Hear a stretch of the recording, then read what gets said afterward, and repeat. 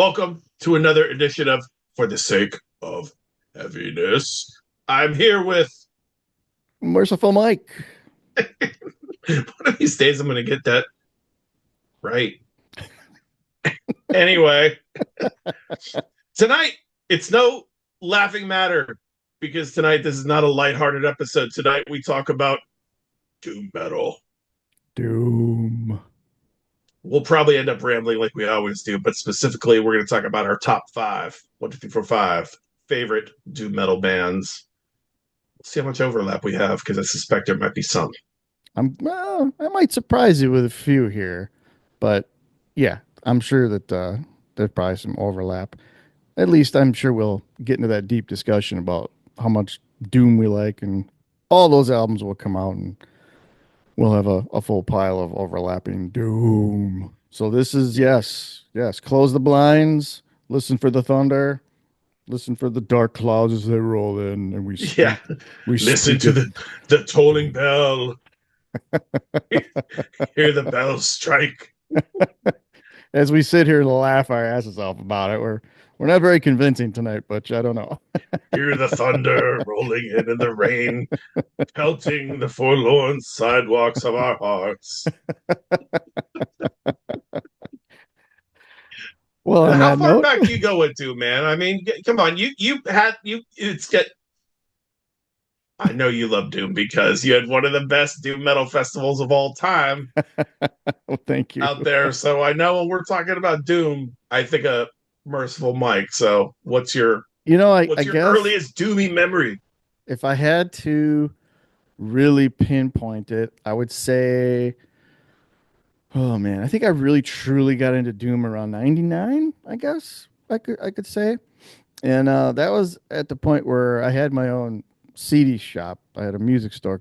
It was part of the CD Warehouse franchise. And just getting to know people as they came in, and you sit and you bullshit with people. I met a really good friend, affectionately known as Uncle Bry. He's a little older than me, and he's seen everybody. I mean, he saw Black Sabbath with Sir Lord Baltimore opening up, and Oh, just shit. yeah, he's seen them all, and he's got one of the most magnificent record collections that I've ever seen. And I know you've got a killer collection. Darren's got a killer collection. I mean, you guys have got stuff. But Uncle Bry, man, I just am just blown away by some of the stuff he's got. But anyway, he's always been into, like a lot of us, Sabbath. Really likes the thick, doomy stuff. And he turned me on to a lot of stuff. Him and I started trading back and forth, and I've got spindles upon spindles of CDRs from when we used to trade and everything. But yeah, I would say about 99 into 2000s when I really got into a lot of it. And me and his real name is Brian Soltes, but I call him Uncle Bry. Him and I, we saw, oh my God, we saw Spirit Caravan come through with Place of Skulls. We saw, oh God, what was it? We saw Suplex. That was one Oh, of the nice. early ones. That was probably around 99. Suplex came through. We saw Electric Wizard on the Dope Throne tour with Damn. Warhorse and That was Bongzilla. a heavy tour. Oh my God, that one like opened up a black hole, man. We went down to Chicago to the old Double Door, which unfortunately is now gone. But yeah, we've seen so much. It was just ridiculous.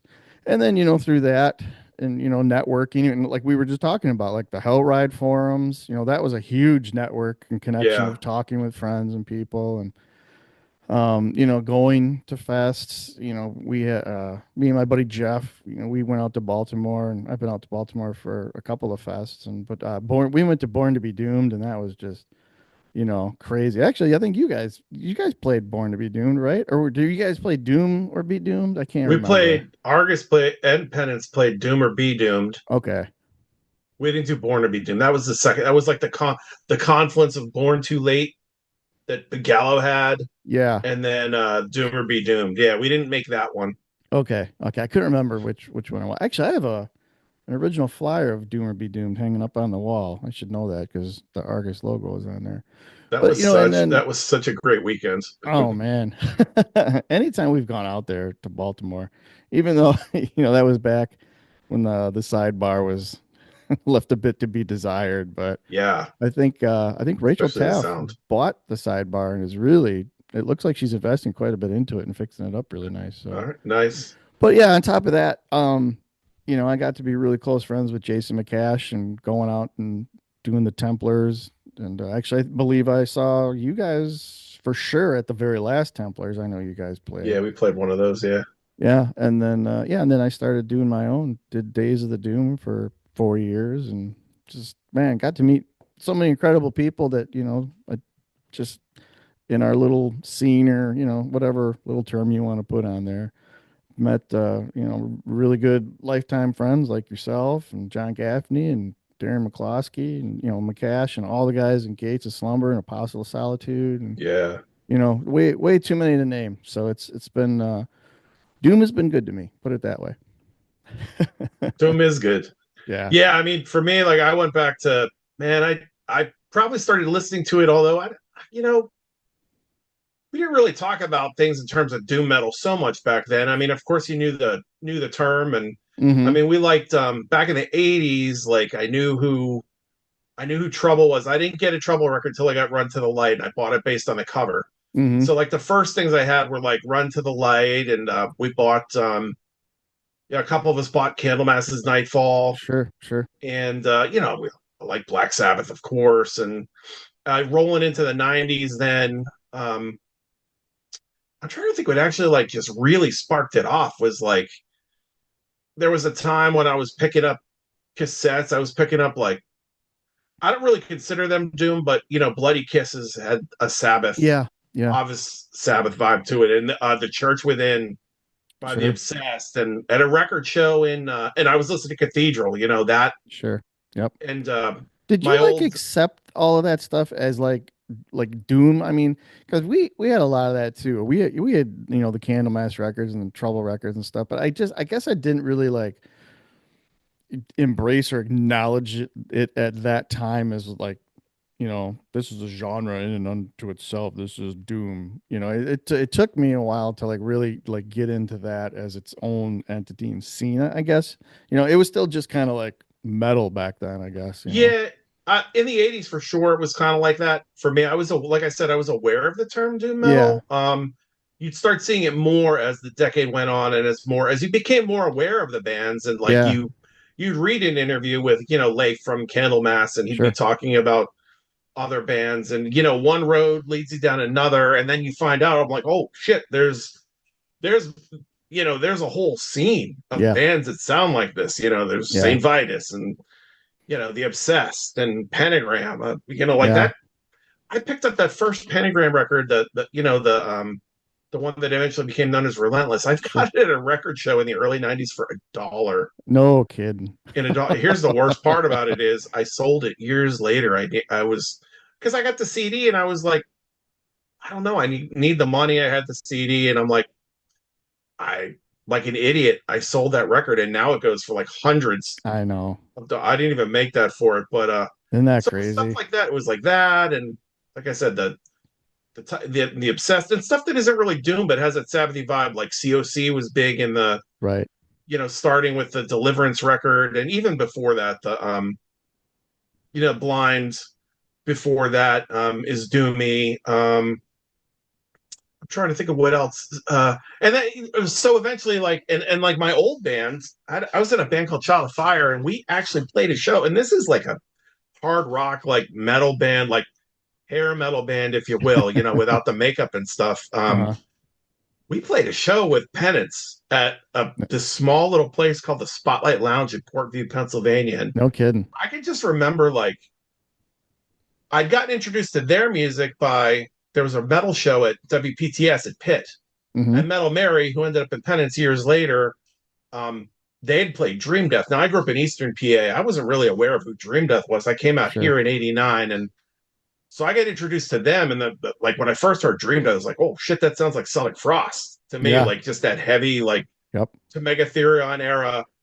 I'm like, that's awesome. And I called the radio show and was talking to her, and she said, well, they're not together anymore, but they have this band Penance now. And I went down to Ides Records here, and they had a wall of cassettes and stuff, and they had demos by local bands, and they had the Living Truth demo, and I grabbed it, and it was so heavy, like and slow, and we played with them, and I could still remember standing with my bass player back near the soundboard, watching Penance play, and I we just kept looking at each other, going, "Oh my god, this is so heavy." Because Yeah. Brian was in the band at the time, the first singer, and like Right. his voice is like was like Tom Araya-esque at Yeah. the time, like real heavy and guttural, and you could understand what he's saying, but he could get that scream, and Sure. it was just so like slow and just pounding, um and then oddly enough, like when I'm out of the band, like I'm like, they put an ad out that they're looking for a singer. This is around 95, 96, and um I answered the ad because I really liked it, was a fan. I'd had Parallel Corners by that point, and I'm like, I don't know if I could sing this way, but I'm at least gonna try. And Yeah. but Falling, it didn't work out at first when I first tried out for them, but eventually did, as we know. But falling in with them, like then that really opened Sure. stuff Yeah. up. I mean, there was stuff I'd picked up here and there, like I'd picked up Eternal Void, Standing on the Sun at Jerry's Records here. There were Count Raven. There are CDs Yeah. I picked up that I knew were doomed, but like when I got in with those guys, it was like now I'm hearing like bands I'd only heard about before. Like Right. they're playing Witchfinder General for me Yeah. and all kind of stuff. And it Couldn't was get wild, enough, man. right? Yeah, I mean, it was just all this stuff. And then, got to see Trouble a few times and Yeah. saw them with Cathedral. And I was into Cathedral um, for a while. I mean, I still love Cathedral, but and it just opened stuff up. I'd meet, like, I was playing with a drummer that was like, "Have you heard Solitude Eternus? Check this out." And I'm like, "Oh my god, like Yeah. this stuff is great." So Right.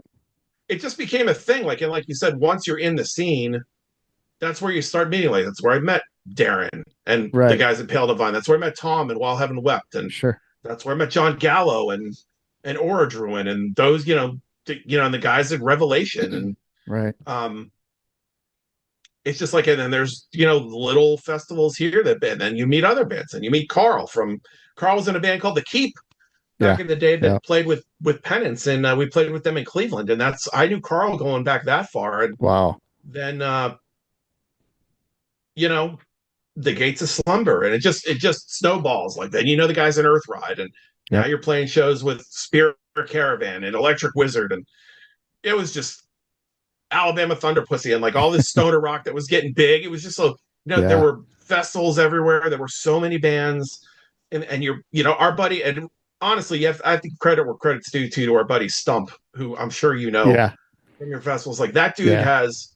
It sounds like your buddy Brian has the kind of collection that Stump does. Like this guy has everything. Everything. We would go, Mike and I would go sit with Stump, and like he would pull out a stack of CDs and just start playing stuff for us. Spiritual Beggars, Chevy, Orange Goblin, Lost Crusades, like stuff Yeah. you never heard of at the time, Right. like, Right. and it was just like, oh my, it just it exploded. Like Yeah. I went from like I did keep in touch with what was going on in the underground, or so I thought, to like where it just like once you're in it and once you know people that are like buying stuff from all corners of the globe, like it just goes like whoop, Yeah. it Yep. explodes. So that's my short story. Yeah. I just love it, man. I just the what I mean, what is it that draws you to it? A huge part of it is the people for sure. It's just it's kind of funny because before I really embraced doom or however you want to put that, we were so entrenched in thrash. I mean, that was the end all be all. Everything was thrash. If it wasn't, at the speed of light or all of that, it existed on the periphery of everything. It's like, yeah, we knew about Candlemass or Trouble or whatever. And now we like, yeah, all that stuff is cool, but we were in the thrash scene. And I guess I didn't really comprehend that there's another scene outside of, that whole thrash. And then once I, you know, opened my eyes up to that, I was like, man, this is just ridiculous. This is great. And in doing so, it kind of came back full circle, and I forgot just how awesome a heavy, slow riff is. And I think I'd been so engrossed and, to the point of almost burnout with, everything so damn fast that Doom was just, so refreshing and just Hmm. hanging on a riff. I was like, oh, this is the heaviest shit I've ever heard. Where I'd heard it before, but I'd forgotten all about it. So Yeah, it was nice to kind of rediscover some of that stuff, but then also at the same time being introduced to a lot of it too. And a lot of it, I just think they're inside the doom circle, or again, however you want to put it. The people are really what kind of keep you there. Everybody's been so cool and friendly, and I've had so many bands stay at my house over the years, and everybody's always been super cool and respectful, and just it's always been a good time. It's always been hilarious stories that we still talk about to this day, yeah, and it's been a cool, fun, camaraderie, and I think too, I mean, there's always going to be ego in every genre or in every area of music or whatever, but with Doom, I think more or less most people they do it for the love of the music and the love of hanging out with everybody and just having a good time. for sure. I think you pretty much have to with Doom. It's as far as like subgenres go, although there's a certain level of reverence for it, and depending on their time periods where it's more, um, it gets a little bit bigger than other times. It seems to ebb and flow, but True. it's always been one like if you knowingly go to play Doom, you can pretty much not expect to make, you better have a day Yeah. job. Yeah. Still, it's one of those ones if someone's playing Doom and they're doing it like full on, that they're really into the music. Like you can't really. It's hard to take someone's. uh you couldn't. I couldn't. It's hard to even Put into question words. someone's credibility when it comes to it, because who would knowingly like go into like a genre, subgenre where the record sales have always been like not great. I mean, there's very Yeah. few bands that have risen to the level of big labels and big sales. I mean, you could count them on one hand, really, and even the Yeah. biggest sellers were never that big, unless you're going to throw Right. Down in there, which I don't really throw them in that category. But and that's part of that is the appeal of all the musicians in that band, but bands like Trouble and Candlemass and um, the Cathedral, not the Cathedral, just that's just me Hmm. going and the Obsessed that got on majors, like they never really, Cathedral was around a while, but I don't know what their record sales would be.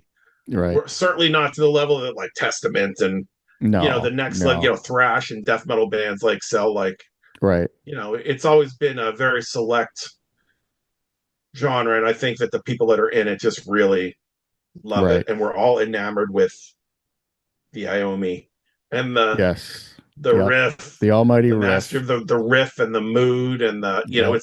it really, like, honestly, man, I it's hard for me to think of that. Just the guitar tone for me like always knocks me flat. Right.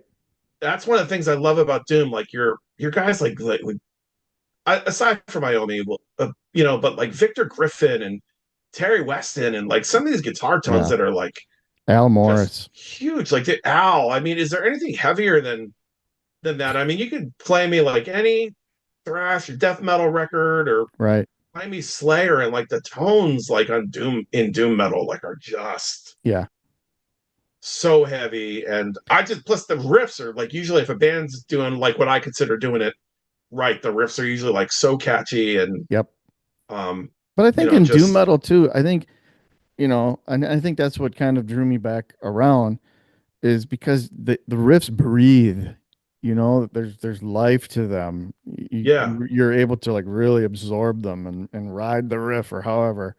Where thrash is so goddamn fast all the time.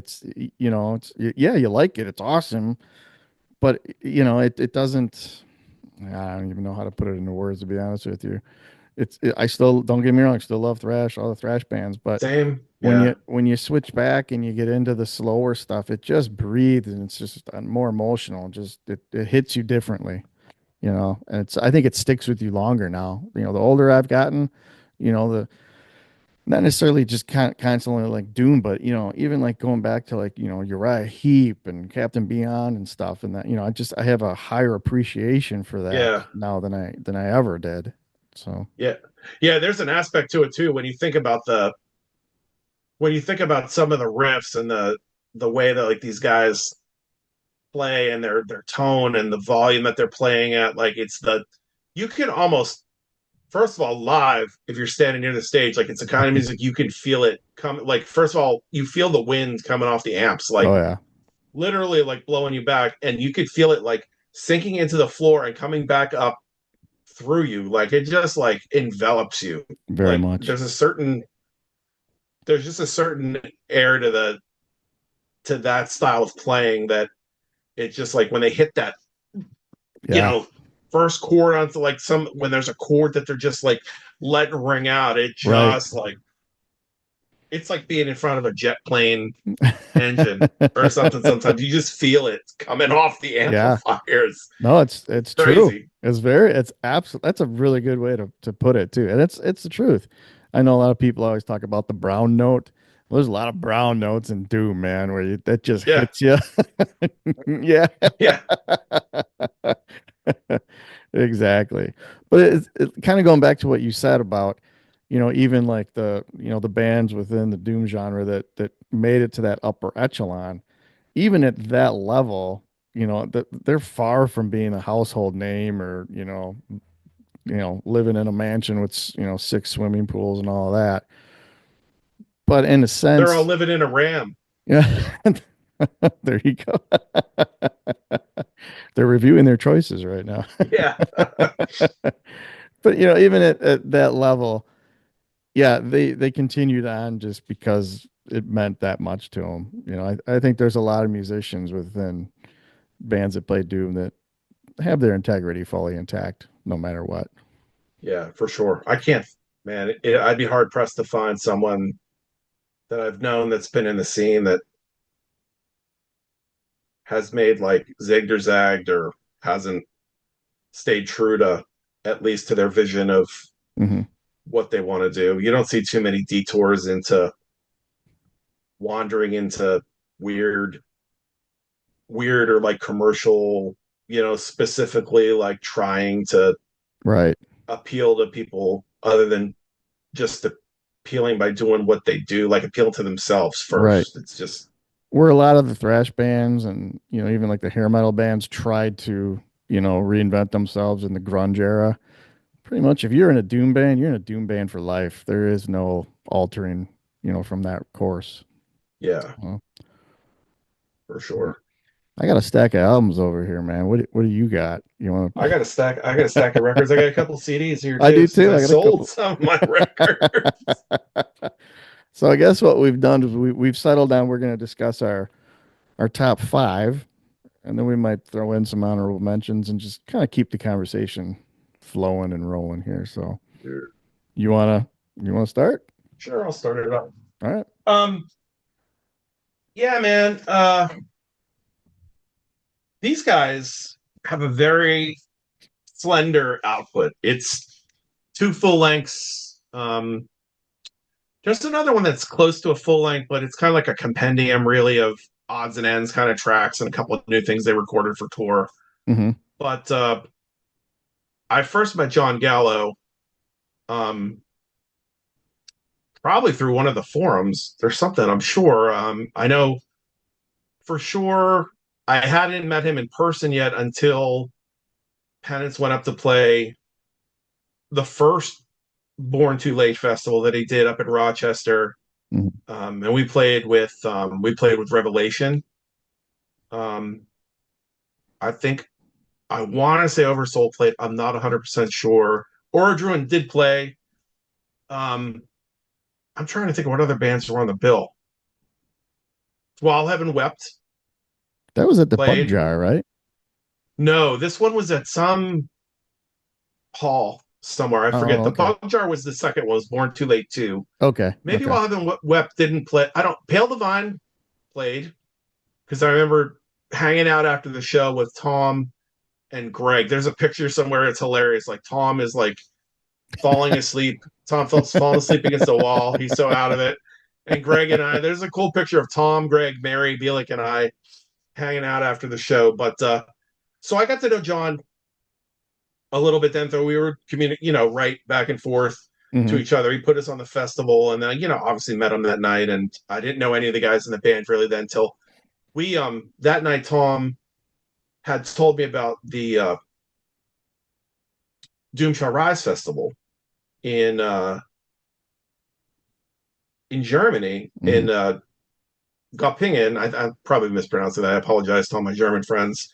In this chapel out there, that they'd done one. Revelation had played, and Walden and Wep was going to play this next one, and he got us hooked up with Yakin from Mirror of Deception, who put that festival together. And next thing I know, we managed to get Penance on the bill, and they put a tour together. It was us and Origin Nice. touring. Like they had a couple tours going. While Heaven Wept and Morning Beloved were one tour, and then Origin and Penance were on another. We kind of like crisscrossed. There were a couple times we all played together. Um, and so I really got to know the guys in Origin on that tour. Mike and John and Nick. And Yeah. it's funny, man, because I was a nervous wreck, and these dudes were, they're all younger. First of all, younger than me, and they were so excited. I remember the sitting in Dresden um, with them at this little bar, and Nick was so amped up, and they were so like just full of life and laughing and giddy. And I remember thinking at the time, like, oh my God, it was like I was getting like nervous energy from it because they were so over the top. And I was like, I have to get out of here pretty soon. But it was an awesome tour. And like every night, like John had sent me, like, I'd gotten this album, Epicurean Mass. I just pulled this, is my favorite thing that they've done. Yeah. And I liked it, but it wasn't until I saw them live playing this material every night that I was like, oh shit. Yeah.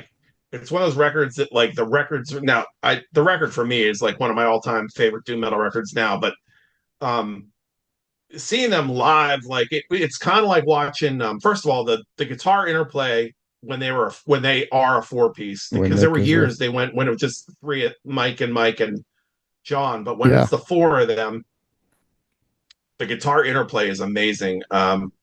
John, it's like I always describe it as like it's like having Iommi and Blackmore Yeah. on stage, because Nick has like a Blackmore vibe to his playing, and John is more the Iommi school of things. Yeah. So like the riff master, and then Mike and Mike, the rhythm section there. First of all, amazing. Mike Yep. Waskey, tremendous drummer. Like I think one of the better drummers in the doom scene. And Mike Paleo. I mean, I don't. There's not enough good words that I could say about his voice. I mean, he can do all Yep. kind of things with his voice. I saw him sing every night and never be less than awesome. No matter what, if he drank or smoked or whatever. I don't actually shouldn't. I don't know if he smoked cigarettes at the time. Regardless, we're on tour, and like those dudes could like just hang and bang and like still get up there and like crush it Yeah. every night. Like it was like one of those bands, like it was intimidating going on after them, to be honest with you, because they were just so good. And ever since then, just seeing them live over the years, and they have so many songs that they never even recorded, man. There's those, the In Doom demo, and then the demo they did for Days of the Doom Fest with Yeah. songs that, Letter of Life's Regret did end up getting on the record they put out a Yep. few years ago, 2019 now, which is it's forever ago. Yeah. And But that was that back in record, 2011. So yeah. And yeah. so it's like they have tons of songs you'd hear them play live that Yeah. were amazing, and just like I said, Mike has that clean, but like it's not wimpy No, voice, no. great range, great musicianship, so tight. Like the band is so tight that Gallo could like go off and do, like, they go on these tangents and stuff where John would be like, morphing the riffs and stuff while they're playing, but keep it all together, and they would Yeah. jam. And um just the talent level of that band. And it's like they're so good, and it was like they're one of those bands that once you become a big fan, and how could you not? Like if you know them as people too, they're great people. Gala's one of the, one of my Yeah. favorite people ever. They're all great, but they're one of those bands like just it's almost frustrating to be a fan because you're just like put some music out, man. Like you guys have someone put some music out. Like what are you doing? You're killing me, man. Like put it out. Like that stuff is great. Like I know they have all these little, CDRs with songs on it here and there. And, it's like, my God, you've amassed so much music. Like, yeah, do it proper, guys. Come on.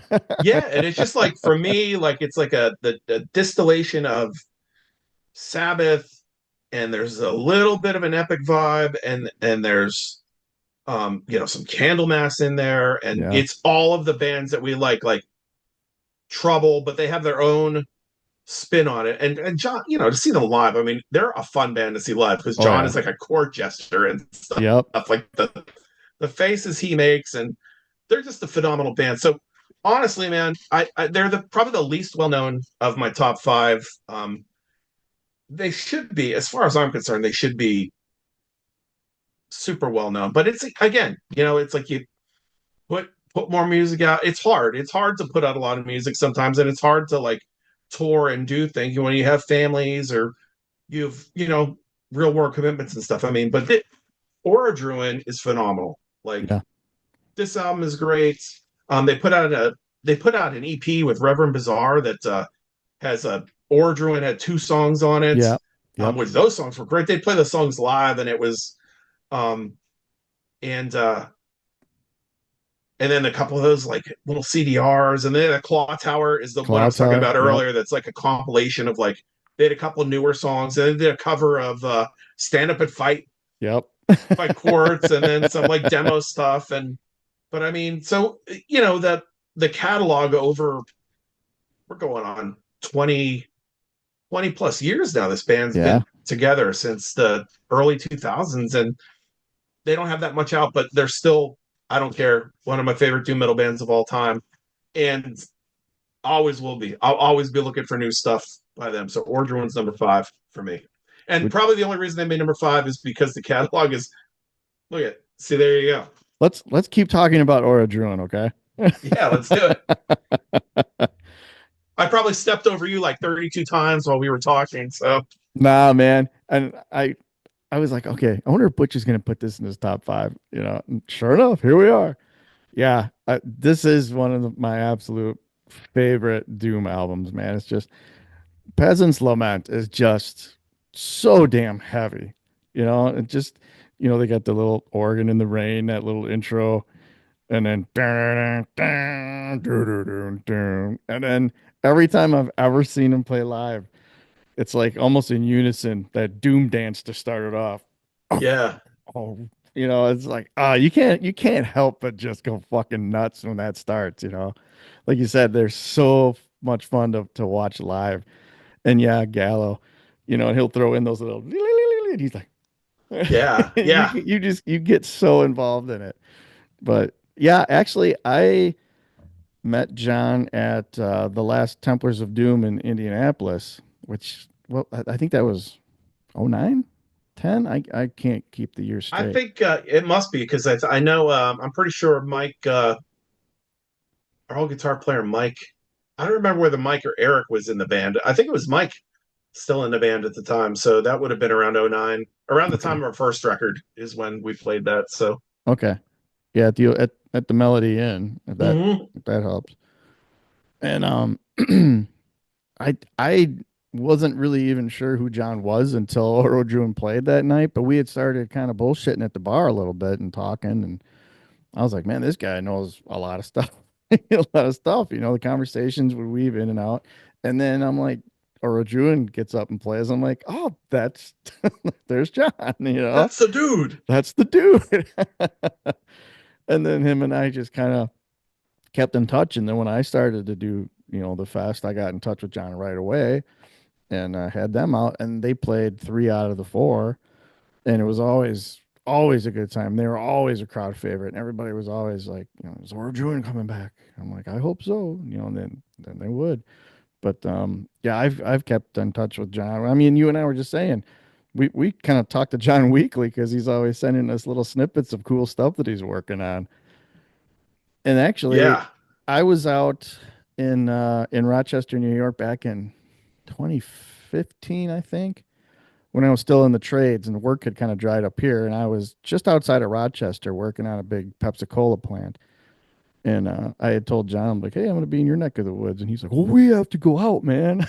So him and I and Mike was there, Mike Waskey, and I can't remember if Paleo was there. Yeah, actually, I think it was Paleo because we went to see Nick's cover band play at a bar and got wasted. And I remember they were playing a UFO song, and me and John are like back to back, air guitar in, and just rocking out like no tomorrow.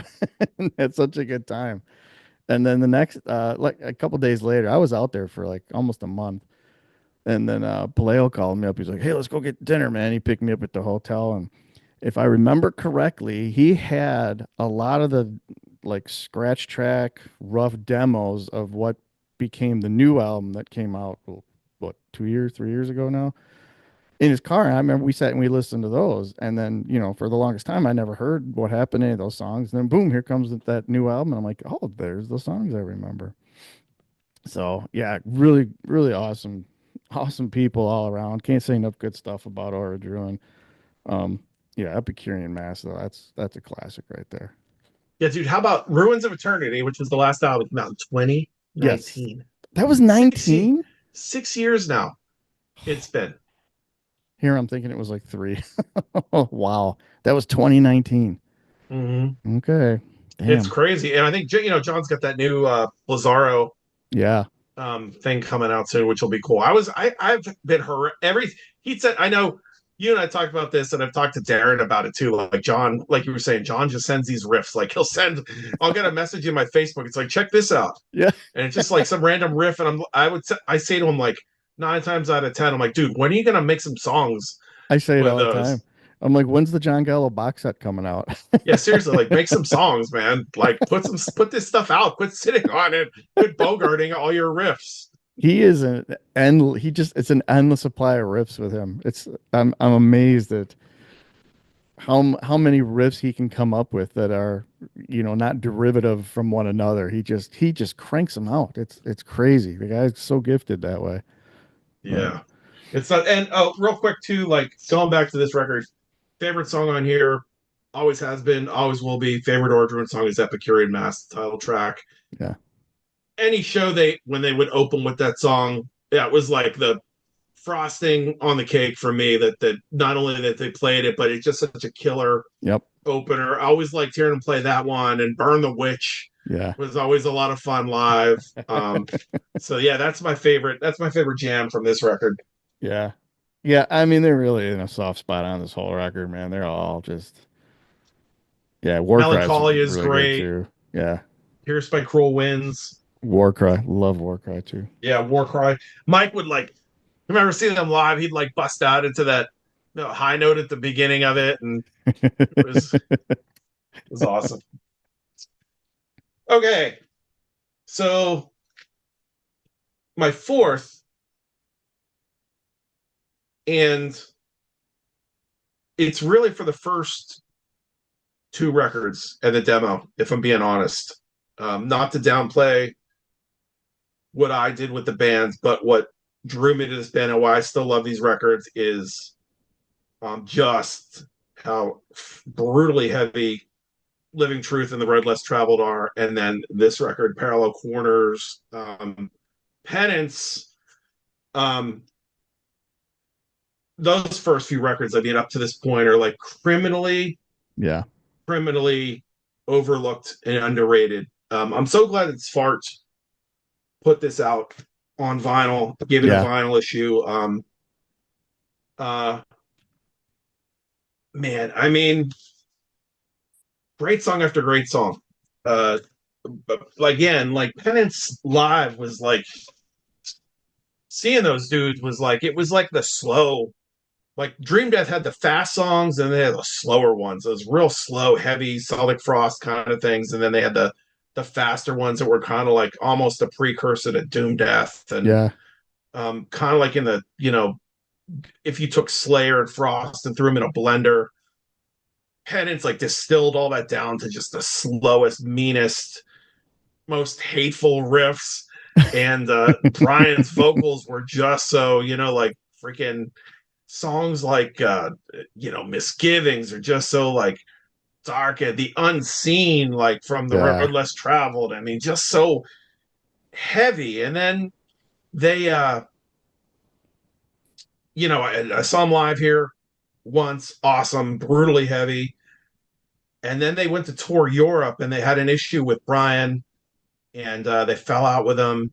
And they were touring with Cathedral is the thing. It was Cathedral, Penance, and Yeah. Sleep touring together, and they were like, well, what are they? They don't have a singer. And Lee Dorian was like, well, he's friends with Lee Smith, Lee and Lee Smith. Smith Yeah. is a Penance fan. And so they go over, like, they never even heard jam with the guy, nothing. Hadn't Yeah. heard him. They go over and play with him, do the tour with him. And lo and behold, like, they come out with Parallel Corners, which is a genius record. I Yeah. mean, it's chock full of killer riffs. Terry Weston's guitar tone is unstoppable on this record. I mean, this is godly stuff. Words, not deeds. And the thing about Penance too, like that I love about this record is the pacing of it. Like, it's got a lot of slow stuff on it, but it also like picks up the speed. There's mid tempo to faster pieces, so that you never get. It's like the best doom bands to me, like, or same could be said for Ordron. They never just keep it one tempo. They never No. just keep it slow. Like, they No. mix it up enough. They mix the moods. It's all like Right. somber and heavy emotionally, but it's still like moves around. So you never just get like into That where trance. you're a Yeah. trance kind of thing. Like, it just doesn't pound the same thing for an hour. Like, but like words not deeds is a great kind of up tempo, great riffing pounder. And then Born to Suffer, it's just like Yeah. slow and pounding. And then your Words to Live By, again, it's the alternating, it goes from the slower to the quicker. Yeah. um Destroyed by One is like an oddball kind of like arty kind of track. Not something they ever played live. Crosses, just up tempo, kind of like, Sabbathy kind of thing. Visions, which is slow and doomy, and I love Lee's vocals on that. Envision fear. I remember the one line in there we would, at practice I would always try to like sing that stuff as close to, because I love the way Lee phrased Sure. stuff. It was just like some of tenderly beguiling. Because he had a cool thing going on with his voice. Like, there was like Yeah. it wasn't like as harsh as Right. Brian's was, but there was just a touch of like, just a little touch of Aussie at times, but somewhere between, like, if you had Lee, Dorian, and Brian Goodbread over Mm-hmm. here on the harsher end of the vocals, Lee was to the not clean singing, but was like a different kind of singer, which I think just fit this album so well. Like, he brought like a Yeah. melody to this that I love. Reflections is great. Starts out kind of like mellow, and then picks up, and then Monster I Become just ended on like a big doomy song. He had really cool inflections in his voice too, where, Yeah. especially if you were listening over headphones, those little things that he would do with his voice were like, yeah, he knew right where to put them too. That would go right with, the way the music was going. I always liked that about him. Yeah. And man, like, I can't say enough good things about the writing. I think Mike Smale, he's a drummer, but you wouldn't know that, if you didn't read the liner notes, or you didn't know him, like, Yeah. you wouldn't realize how involved he was. He writes a Yeah. lot of riffs. He was involved in all the lyrics for a good while. And Terry Weston's guitar tone is sick. One of the Yeah. top three heaviest guitar tones ever. I love his playing. He has a good flair for melody. The rhythm section, like, it's always been good, whether it's been Mike and Rich, or Mike and Frank on Parallel Corners, or then Mike and Mary later on. Just solid players, creative, Hmm.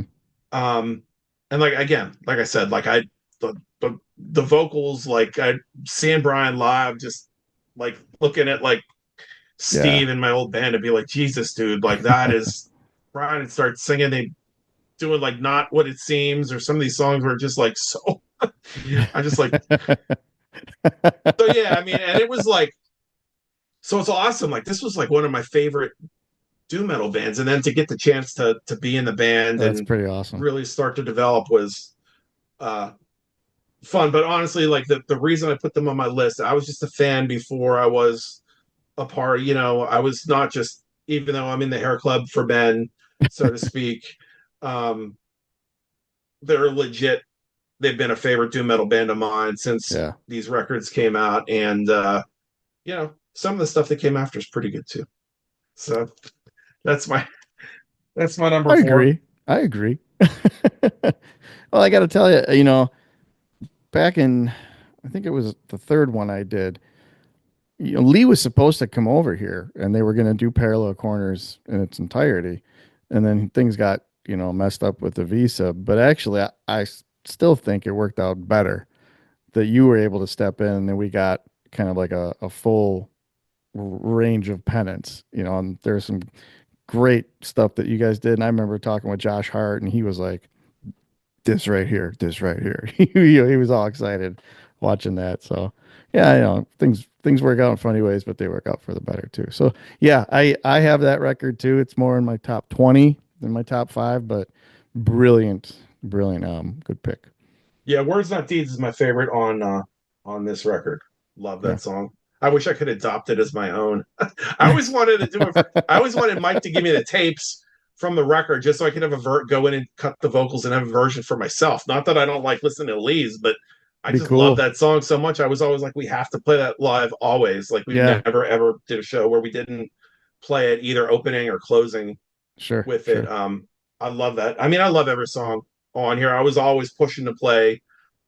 You know, we had albums worth of stuff that we wrote together, and I was always pushing to play stuff from the first two records because I'm always like coming from that perspective of, you know, fans that have been around for a while. Like you want Sure. to play the, you know, we got to play more of this shit, man. We got to Yeah. play Monster I Become, Misgivings. Like it would be Yeah. a fight trying to get Mike to play. Mike would be so sick of playing Misgivings. It's just like, dude, we got play Misgivings. No. No. Simple as that. All right, I'm gonna jump in with Wino's got a million different projects, whether it's, Vitus, The Obsessed, Premonition 13, Shrine Builder. Um, but for me, this will always be his finest hour. I loved everything Spirit Caravan did, this being my absolute favorite. Um, as far as Doom goes, this is all over the place. But this album in particular, man, it's got such a unique, cool sound. Mm-hmm. Gary Isom on the drums, they got such a good drum sound on this record, and the bass drum in particular just just nails it. It's a little on the dry side, but it just works and it just kicks you. And then of course, the great Dave Sherman on bass. That everybody's just locked in on this. And I've always thought that Wino's, other bands. I know a lot of people are gonna kill me for saying this, but The Obsessed was great. Church Within was great. Great album. They're probably, maybe their best known album. But I always thought that it was some of that was a little inconsistent. And while the catalog for Spirit Caravan is small, there's not a weak spot in any of it. And Jugful of Sun is great. And I saw this tour. Um, I saw them come through twice on this one, I think. And the funny thing I remember about this is we saw them at a little place up in Milwaukee called the Cactus Club, and it was a tiny place before they renovated it and kind of built a bigger one. Anyway, I was looking at the shirts and stuff, and Sherm was working the merch table, and I was looking at it, and I'm kind of pulling the one. He's like, "Yeah, man, don't you worry. There's a backside print on this one, brother." And he turns it around, and it was the Sunstone, tour and the print and all that. And I always remember that. And then I got to know Sherman pretty well later on, but that always stuck in my head. That was my intro to Sherman.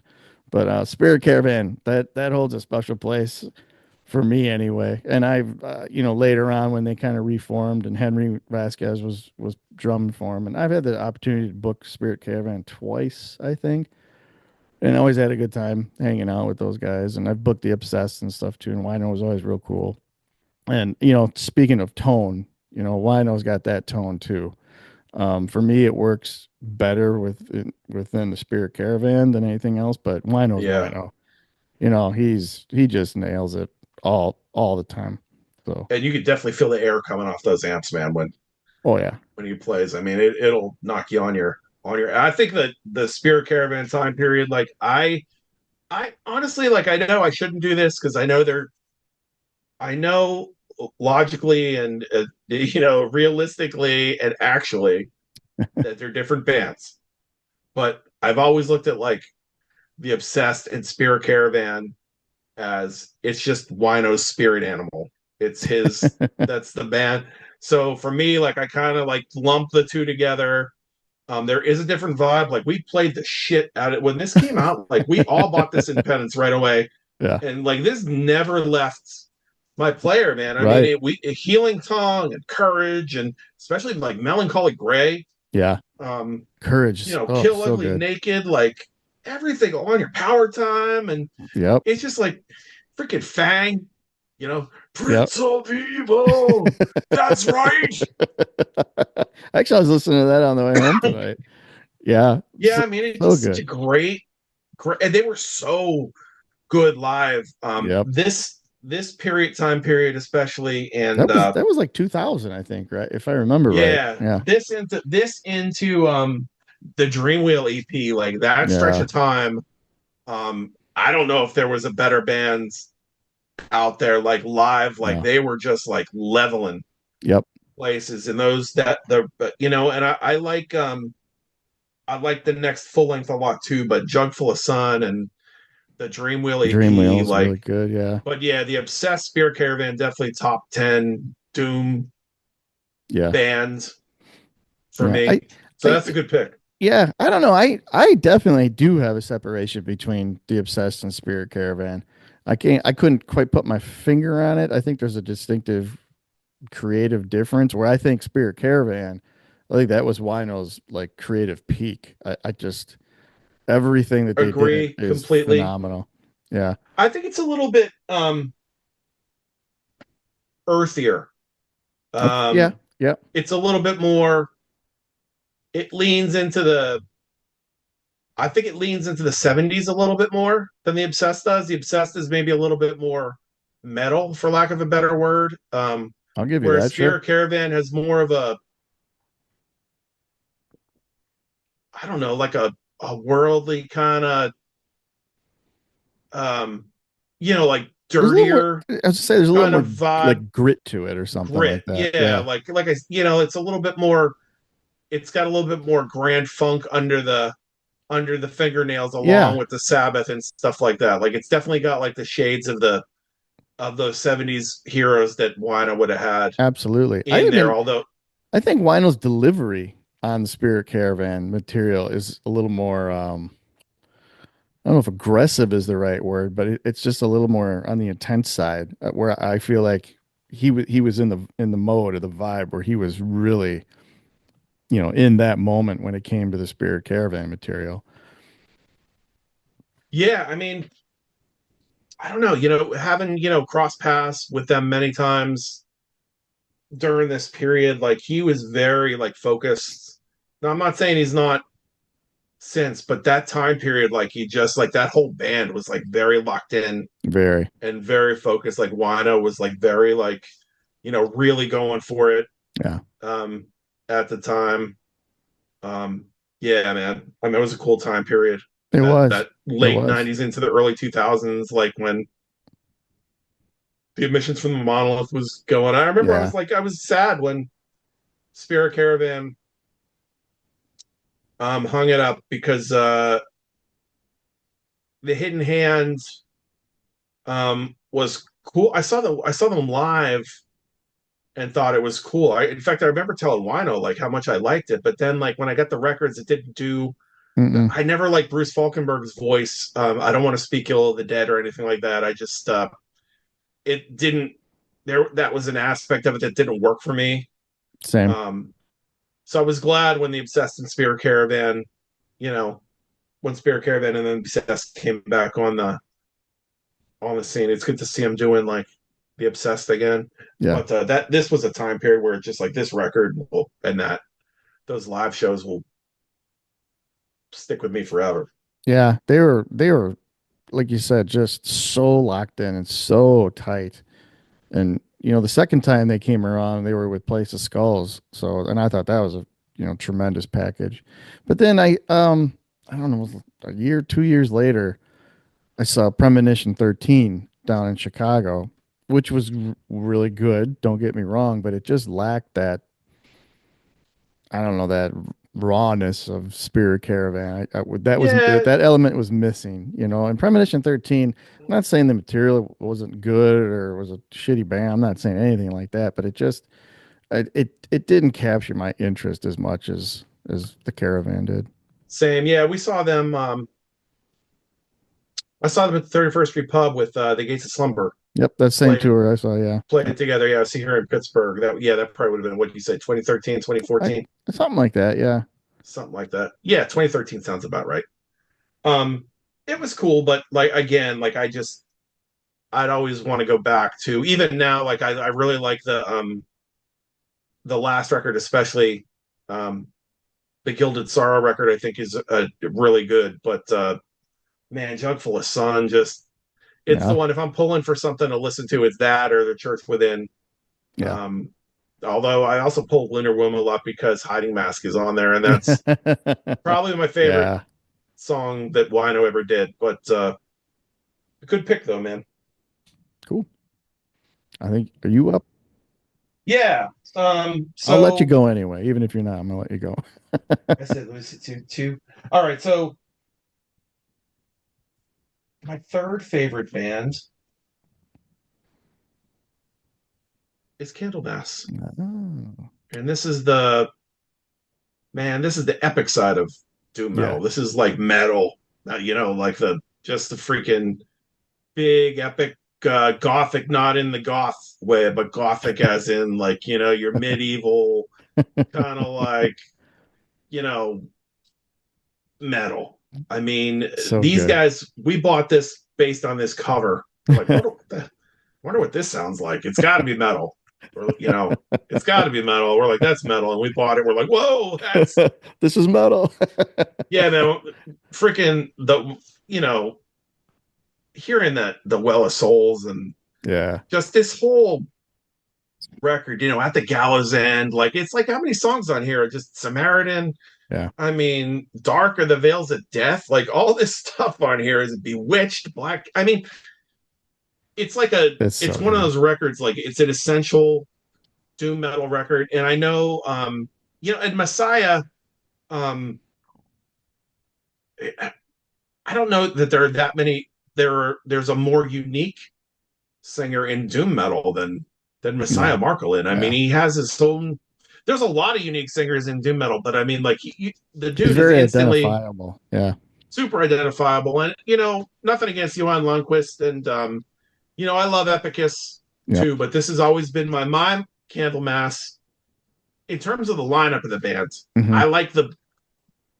I think the band works best when Messiah is in the band. Yeah. Um, and this usually is my favorite record. The funny thing is though that I really love this record a lot from the 13th 13 Son. Son. Yep. Like, and It's this is so like my funny, man. second favorite Candlemass record. So And do if we're gonna people name give my you favorite, do people give you absolute shit for liking that album? no Because one has. I mean, I like it too. And when you get in the conversation, I'd be like, album I really like from Candlemass, and people could be like, "Oh, you're gonna say the fucking 13th Son, dude? That album sucks. I don't know why anybody." And dude, I've run into that so many times where people absolutely bury that album. And I'm like, this album is fucking great. I've never heard anyone bury it. I'm Oh, not a fighter, so if someone buried it to my face, what am I going to say other than, well, that's your opinion? But I mean, that's a good suck. I album. mean, first of all, the writing's great on here, and Yeah, it sounds like it's the most Sabbathy thing they ever did. I mean, it's like a volume 4.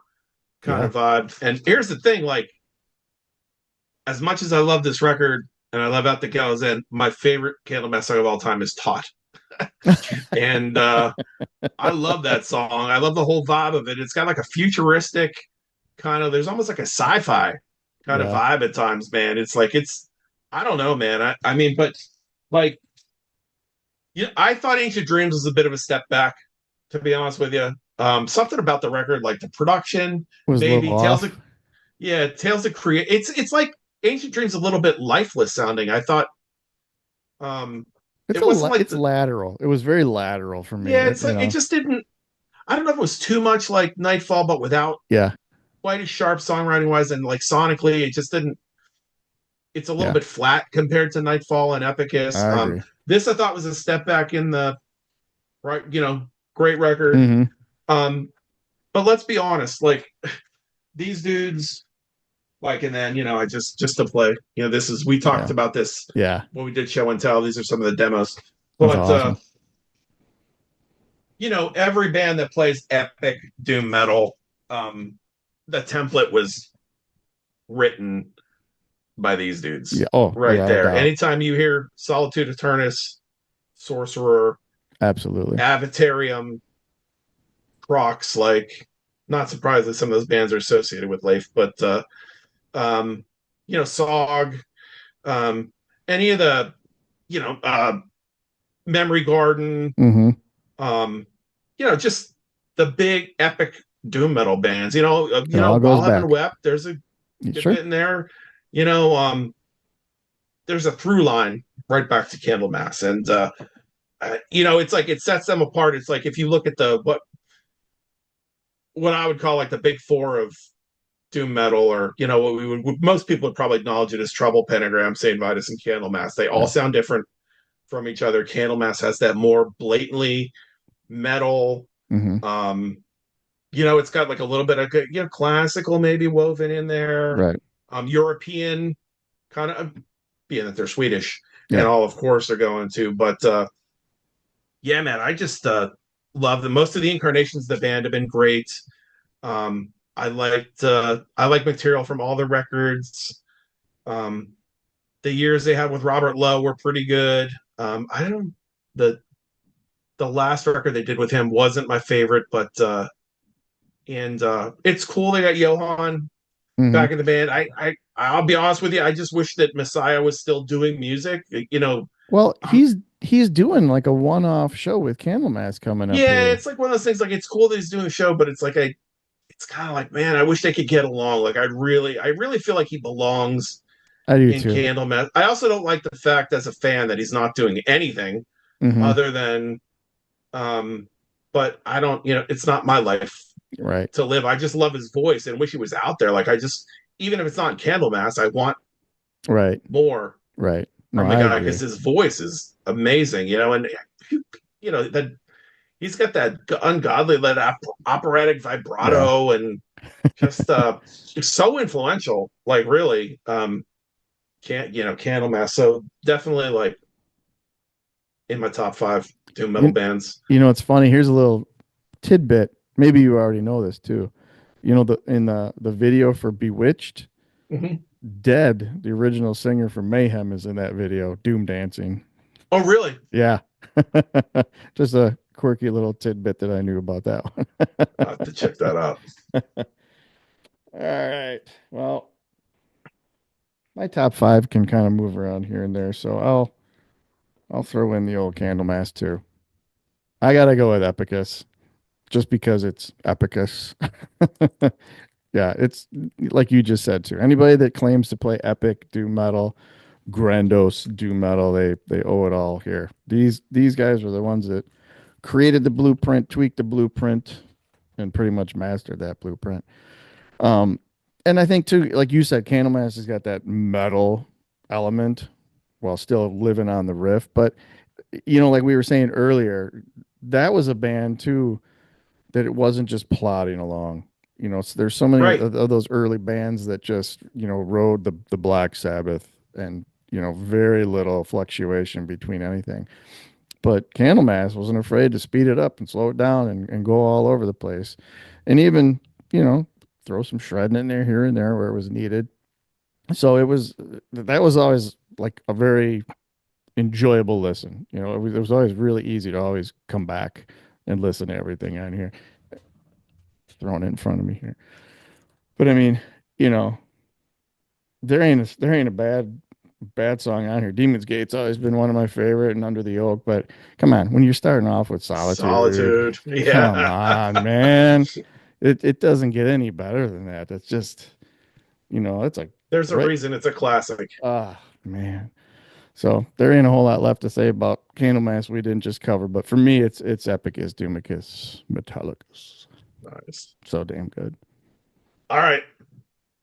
My next two, like really, man, it depends on the day sometimes. Although my number one is generally my number one, but uh Pentagram, ever since I've heard the first self-titled record, which as we know, became Hmm. sorry, grab the wrong. I got them both here, and I'm like, I thought it was the one in front.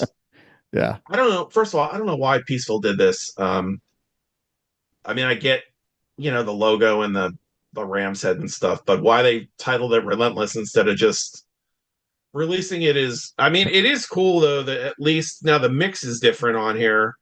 It's got the Peaceville mix, but Yeah, this is the yeah, too. Yeah, that's the original. this Yeah. is what I wish they would release it again with this mix, this cover, man. But man, look at this, like that's shit's evil, man. I know.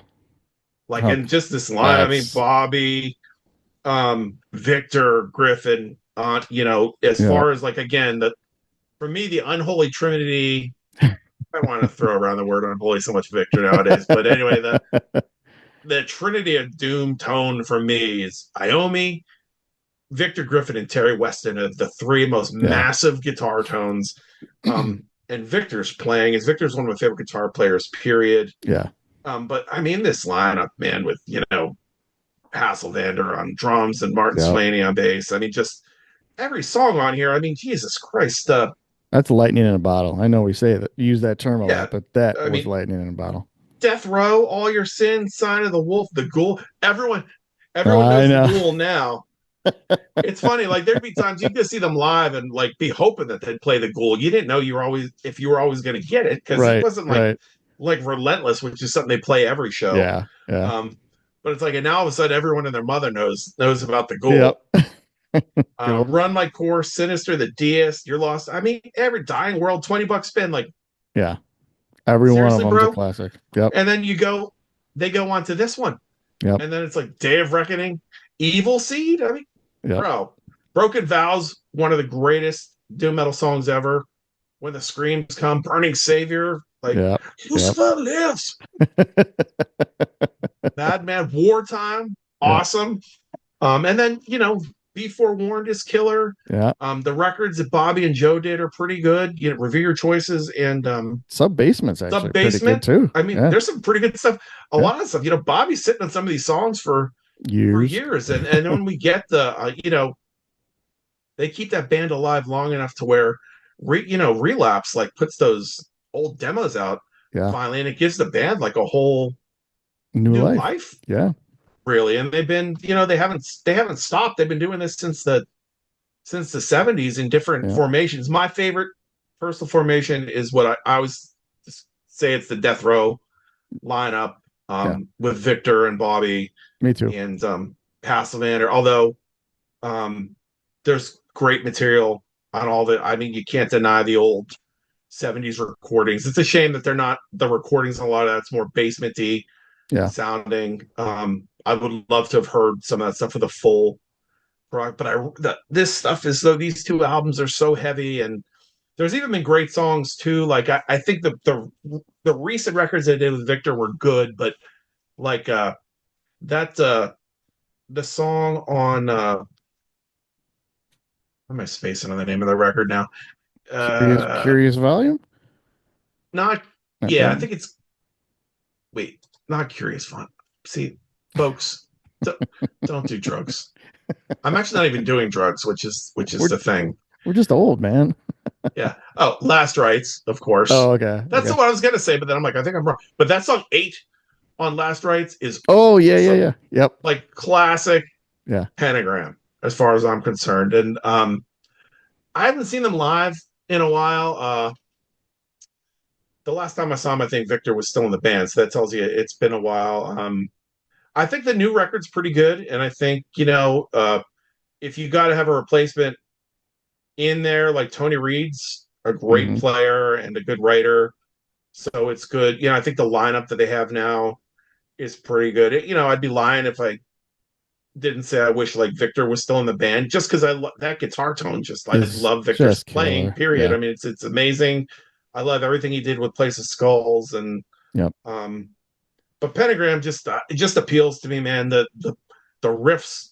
I love Bobby's voice, especially like back then. Like I always describe Bobby's voice as like I always say when you listen to him sing, it sounds like he means that shit.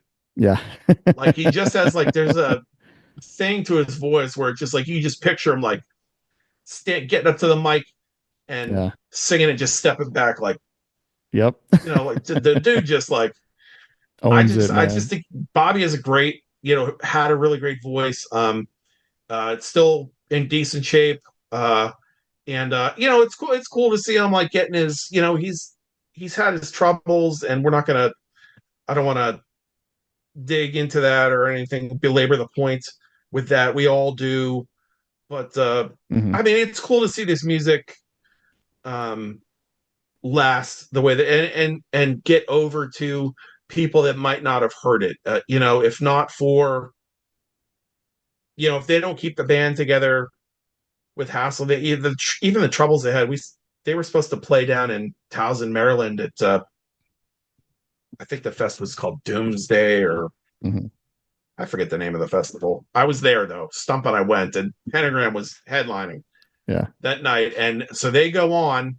We're waiting and waiting, and they finally go on, and there's no Bobby. Hasselvader's up front playing guitar. They got a different drummer and a bass player. Um, Is Next this thing a, you know, you got like Skull from Black Manta is up on stage, like singing. They had people like kind of stepping, and next thing you know, Bobby, there's a blur of purple comes down the middle of the hall, um, up onto the stage, and it's Bobby, like nothing happened. Like he just, and then it just fell apart after that. Like Joe was not real thrilled, and it just like weird stuff like that. Like somehow the band managed to like weather it. Like they put that lineup together with the Internal Void guys and Mike hmm. Smale on drums. Like Mike was, I remember when Mike first said that he was in the band and they were doing this. They were going to be the backing band, and he was bringing rehearsal tapes back. And I was like, wow, that stuff sounds great. Like Yeah. it really reminded me of like a cross between like uh it had like the 70s vibe to it, but also like was kind of like it was like the perfect mix on the rehearsals anyway of like that 70s vibes with the death row Hmm. kind of stuff. And then the record didn't come out as well as like in terms of the production of it. Just something about it, like it maybe leaned a little bit too hard into the more modern. Um, I don't know. Something got lost in the translation Yeah. somewhere. I think it's more like actually, in a lot of ways, just Bobby's voice on there doesn't work as well for me. I think we get into it with I don't know if you ever know Tall Jake from here in Pittsburgh, Jake Vandal, big Oh, Uh, Doom yeah, I Southern know. rock I've fan. never met him or just, online Yeah, acquaintances. I've chatted with him here and there, but yeah, he he and I would not get into it like angrily, but like would like debate that record all the yeah, time. But I love. I mean, I just when I go back to Doom records, like yep, it's these guys like these records cemented them as one of my favorite Doom bands. They'll it hard to knock them out of the spot just based on these two sure, alone, let alone the stuff that came before and after that. right, But I mean, these are like perfect records. So 100%. Pentagram's number two for me. It's funny. We talk about, when Black Sabbath first hit the scene and they were playing, what would the songs that would become like the first album. Like, what did people think? Nobody had ever heard anything like that. Yeah. and that's got to be a pretty good comparison of when Pentagram started. I can't imagine being at a club or bar and Pentagram comes out and starts playing that early stuff. It would almost be like the same thing. It's like nobody had ever heard stuff like that before. It just Yeah. I would just be overblown. Just like, holy shit, what am I listening to here? So yeah, yeah, good stuff. All right, I'm gonna go with good old Solitude Eternus and Through the Darkest Hour. Nope, looks like we're on the same page here. Robert Lowe, it's that's talking about identifiable voices, and he's got one. Um, this again, this is they have such a strong catalog. I like Downfall, Adagio, Alone. They're all good. Crimson Horizon, but this is the one for me. And I mean, there's nothing on here that's a weak spot. Haunting the Obscure, just Dude. that haunting the obscure. That I know, and they put that great. like that effect on it. Sounds like it's Yeah. like a boiling in a cauldron of like molten magma or something like that. Like it's just that. The first time I heard that, I had headphones on and I was like, whoa, what was, it kind of caught me off guard. But, the eighth day and then the ninth day, just everything on this record flows so damn good. And, this to me, this was a milestone record for me. When I heard this, I was like, damn, man, I want everything that's even close to what this album sounds like. I gotta have more, and, John Perez, Life for man, and like totally just so talented and cool, and genius. great genius riff writer and songwriter. I was kind of hoping after the show they did last year that it would lead to another record or something. I guess we'll have to wait and see what happens. But Yeah. it's good to see at least that like Rob seems to have gotten his Yeah. got things together over the years. It's been a while since he came out with um he sounded so great in the video. I saw that he sounded phenomenal and looks good, and Yeah, he's just done other things too. He was on that last Tyrant album, and that album was phenomenal. He sounded so good on that. And then he was singing for a band out of Minnesota called Grief Collector, and that was really good stuff too. You didn't hear too much about it, but I was like, man, he still has it. He still sounds so good, and he seems like he's still in a creative headspace too. But yeah, after that it was Hell's Heroes that they played, wasn't it? yeah, yeah, Yeah. Yeah, I was hoping too. I was hoping that, maybe the momentum of that show would kind of get things going again, but I guess we'll have to wait and see. But yeah. Good pick of that record, man. Like freaking falling on here is still, it might be my, I don't know if it's my favorite Solitude Eternus song, but yeah. it's definitely up there. Man, I these guys are like, again, like as far as like epic doom metal, it's like it's Candlemass, Solitude Eternus, and Solstice Hmm.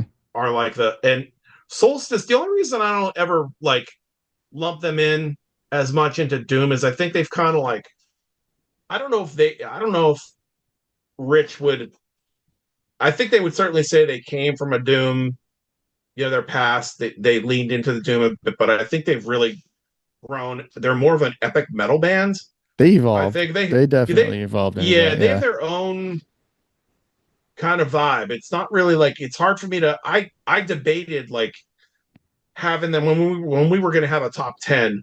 Hmm. If we would have gone to 10, they would have been in my, they were like in my top 10, and then I took them out because I'm like, it's like them and like While Heaven Wept. I'm like, would those guys even consider themselves doom? I don't know. Yeah. So I had like a grouping of bands that like are what be more like doom adjacent, but like those three, Candlemass, Solitude, Eternus, and Solstice, in terms of like epic doom metal, those are like the standard bearers. I mean, Yeah. any other bands that plays that, you automatically get compared, especially to Candlemass Hmm. and Solitude Eternus. I mean, Yep. and Rob Lowe's voice is Crazy. godly. Like Yeah. the dude's range and the high notes that he can hit.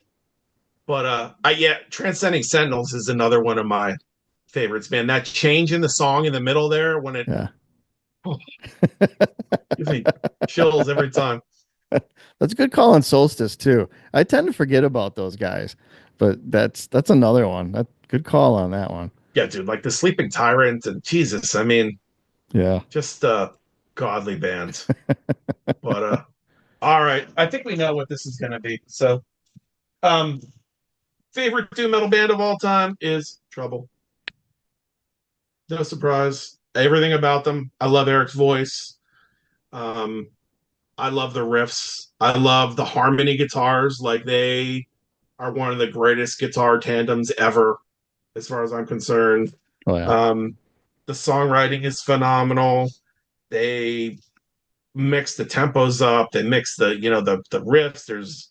They're very creative. They're not just content to write like it's not like you're not going to get a whole album of verse chorus Right. solo riff. Like they're going to change things up. The playing is great. There's a good mix of the early records are more metal, and then as the years go on, there's certainly the earthier side Yep. comes out, and some of Eric's Beatles influences start For coming out sure. later. And there's a little bit more psychedelic stuff in the For '70s sure.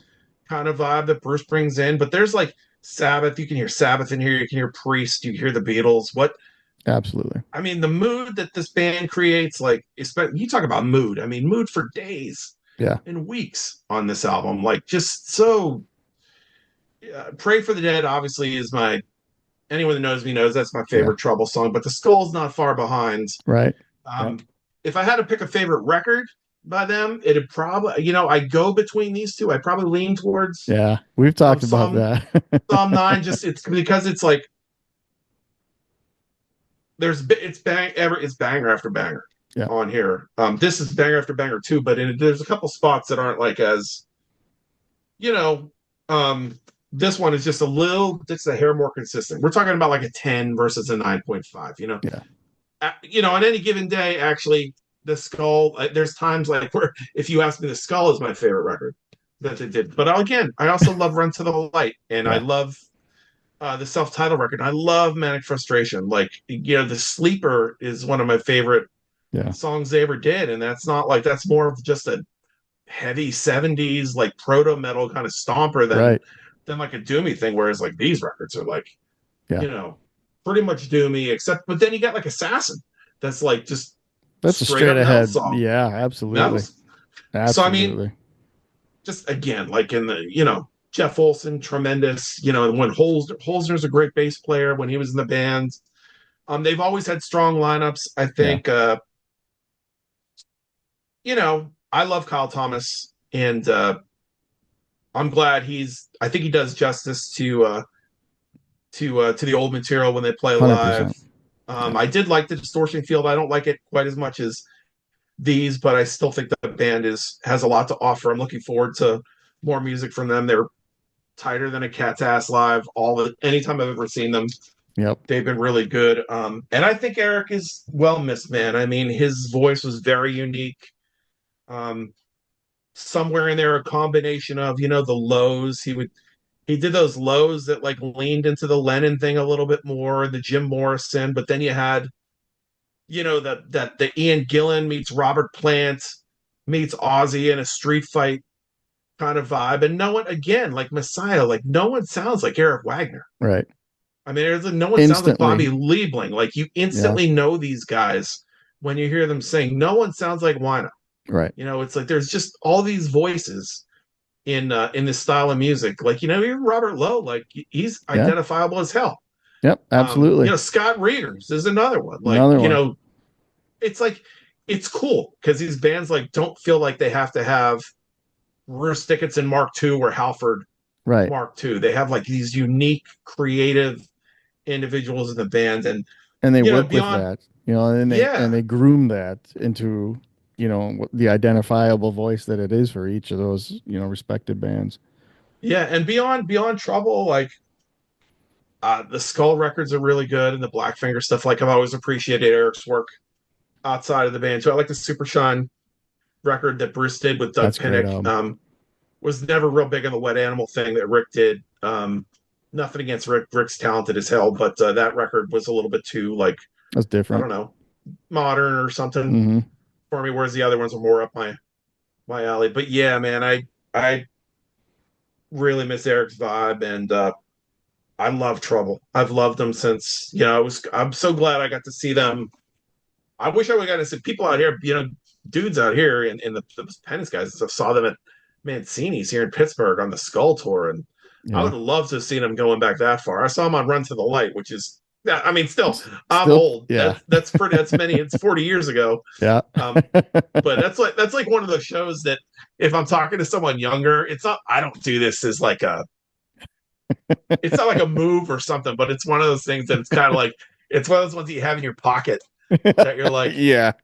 I saw King Diamond on the Abigail tour Yeah. with Trouble on Run to the Light. What did you see? What have Top you seen? that. I'm gonna just let me put this on the table. I'm gonna whip it out, put it on the table.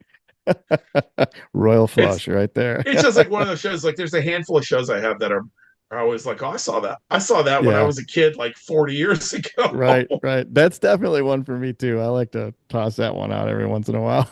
It's like when I'd be talking to older dudes at like record stores when I was a teenager, and they'd be telling me about seeing Angel with Judas Priest at the Yeah. the agricultural hall, or Rush and Angel, or Right, all the right. Stars, or all these big, seeing Sabbath and seeing Queen for $6, and I'm just like my eyes would be like, what? I'm Yep. like, Yep. Jesus. Yeah, no, I'm with you on that one too. This of all the Trouble albums, this is the one that will always be my favorite. There's so much wrapped up into this. The Wish is just a huge, Tremendous. huge one on here too, and you know, Dark. it's funny. I mean, for those of you that know me, I had the honor of being Eric's personal manager from 2010 until his unfortunate passing, and I'm very proud to say that him and I were very close friends.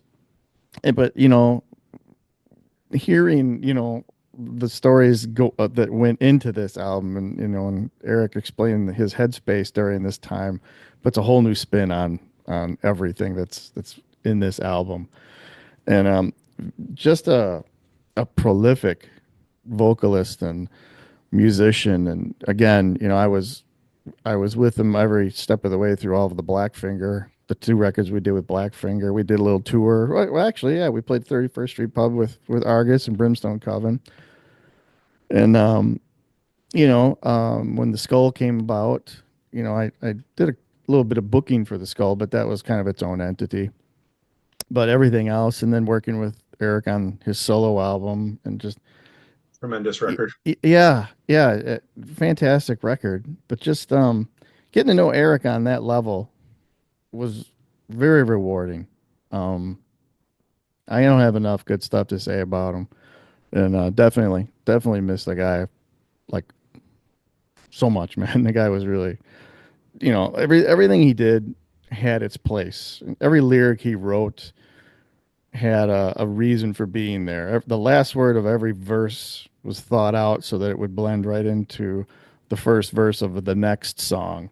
And he liked themes of colors and different things. Like everything had its place, and the way that he wove things together was just really really amazing. Just the way that he worked and created was really cool. So, Yeah. but yeah, so the Skull, great album. I gotta you want to like just throw a couple more out there and Yeah, just man. Let's talk just about them, man. let's just riff, man. Should we riff on a Do you couple? even riff, bro? All right, I'm gonna throw this one out because talk about Dude, fucking I see it out of heavy. the corner of my eye right now, and I'm Did like, you yes. did you see it? Did you see it? I saw the corner of it, yeah. Fucking the Blood Farmers Dude, that are album is sick. dude. The I mean, just like horror doom. I don't know how to explain to you guys the greatness of the Blood Farmers. If this is your first time hearing of them, or maybe you forgot about them, you need to get on it right away. I mean, the first two albums are really good too, but this, oh my God, absolutely stunning. That And is a classic album, as far as I'm oh, concerned. dude, and riffs for fucking days. I was really, really happy I was able to get these guys on one of my fests too, and they were just brutal.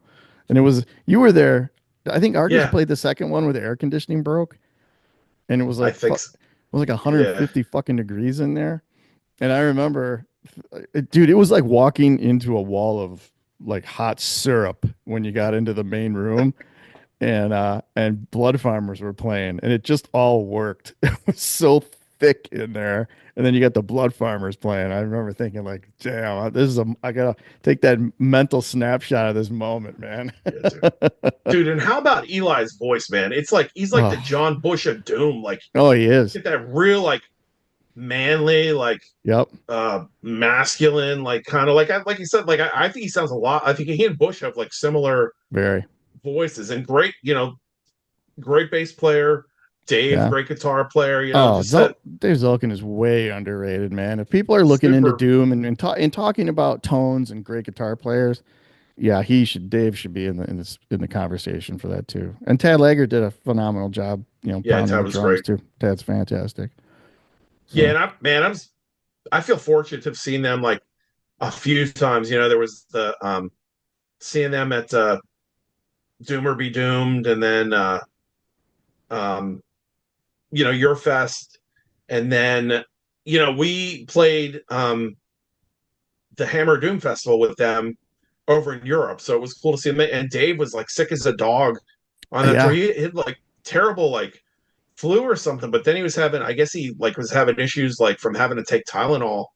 Um, for being, he just they've made him, and they still came on stage and crushed. I It remember Tad was telling that story. Pentagram played too, because wasn't Blood Farmers were on tour with Pentagram at that time, right? Yeah, And the yeah. fest was Pentagram just was on that bill. yeah, okay. In Solitude was on that bill. Um, what was on that bill? Arkham Witch was on the Ooh, that's bill. a great band too. Arkham Witch is Black great. Pyramid played. Oh yeah. Um, yeah, it was fun, man. It was a fun show. While Heaven Wet played on that bill. What am I thinking? While Heaven Sorry, Wet played sorry, too. Tom. Because we had a great time with them, man. There was a bar right near the venue called the House of a Thousand Beer, and like that last night, after the festival, we got crushed. I Jim Jim Hunter, Tom Phillips, and I walked out of there at like I was, and I'm not. Let me start by saying I'm not a big drinker, so I You would were drink that once in night. a while, but yeah, I mean, once I had a few in me, like, and the atmosphere was great, and then there's Yeah, people hanging out around you, and you're like, yeah, there are some people from all over the place too. You get people from yeah, Italy and people from Malta and people from Ireland, and and yeah, the bartenders were cool, so you're like joking around with everyone, and you're like buying drinks for people, and you're messing, you're having your whole thing, and next thing you know, it's like 6 in the morning, walking down the street, singing at the top of our lungs, yelling "Scheisse!" Like just hear us like going into our and then Tom and Jim, like we were coming in to our hotel, and those guys, there was someone like the desk woman or something came up and started like getting on us because we were being too loud. And I'm not in the room like 5 minutes, and I yacked for like I don't know how many hours. It was like I remember it was like would get sick and then pass out, and then I got up at one time, and then Jay Jay's Jay's girlfriend at the time had come to meet him because they were going to Austria, or they're going to backpack around Europe after, and they were both sitting there just like everyone's shaking their heads at me, and it was just it was a good time. Anyway, I digress from show and tell here, but that was a really fun festival, and the whole point was Blood Farmers were great. yeah. Um, so let's see. I pulled that one. I pulled that. I pulled the War Drummond. Oh, maybe I didn't have anything else. Here's a couple other names that I'll just throw up. I don't have any. Here's a couple of the other names like I had. I'll throw them out. And like obviously, like I said, um, there are a few bands I left off. Oh, there is one I wanted to show. I love these guys in the '90s. I still love them, and they got away from what they did for a while, and then they got back to it, and that's Paradise Lost. Oh, there you Um, go. Sure. and this is probably my favorite Paradise Lost record, although I like all of them pretty much. Although I'm not a real big fan of the first album. Uh, my love for Paradise Lost really starts with like I like Gothic on Hmm. up. The first one's a little too it's too rough for me. It's too brutal.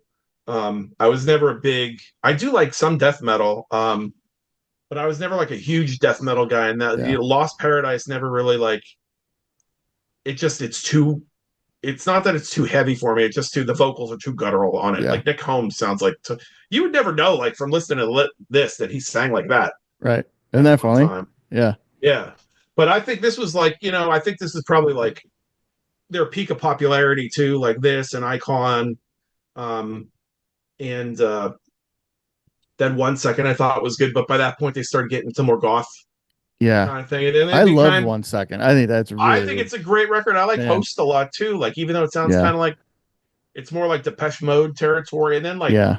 man, they came back and they just got into the heavy shit again. Like their records like Medusa and Sure. you know Tragic Idol and like these records have just been like heavy since the self-titled, um, Death Unites Us and all these records since then. I'm just like spacing. I don't have anything in front of me, but I remember buying this and being like floored by this man. Freaking um so catchy some of this. Like the last time, kill it, hot speeding, hot speed. I freaking love that. Enchantment's great. Howland, freaking Yearn for Change. Like, how about Shades of God record, man? That Shades of God album is heavy as Yeah. fuck, man. As Mortals Watch Today, like that song is freaking killer. Like, and I'll fight anyone that says that that's not Doom. Like, I know there's a whole thing Right. like with the traditional Doom, and then this is like a different school of Doom, but I still Yeah. consider like this.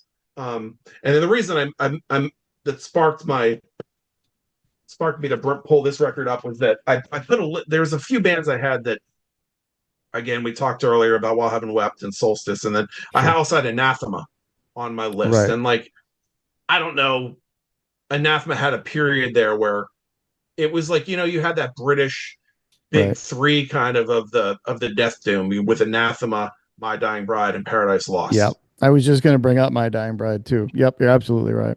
And they're not British, but Catatonia kind of fits in that same Yep. bill, really. But all of those bands kind of like went quickly past Doom. I think Paradise Lost has come back to it though. Yeah. Anathema went shot way past it. Oh yeah. My Dying Big Bride, I time. guess, is still Doom, and they're just not in my top. I like Yeah. My Dying Bride, but they're not like a top 20, No. 25 band for And me. I think My Dying Bride, I think, had a real similar trajectory to like Paradise Lost.